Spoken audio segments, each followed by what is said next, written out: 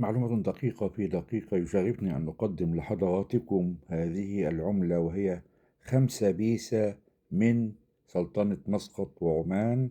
سُكّت هذه المسكوكة في عهد السلطان سعيد بن تيمور عام 1381 هجرية، الموافق عام 1962 ميلادية.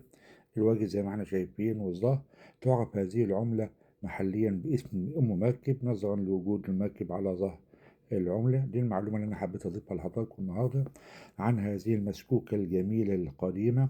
باقي معلومات المسكوكة تجدوها في عنوان الفيديو المصاحب. شكرا لحضراتكم، حسن متابعتكم. أتمنى أكون أضفت جديد إلى معلومات حضراتكم إلى فيديو جديد، والسلام عليكم ورحمة الله وبركاته. وصلى الله على المبعوث رحمة للعالمين وعلى آله الطيبين الطاهرين وصحابته الغر الميامين وعلينا معهم أجمعين.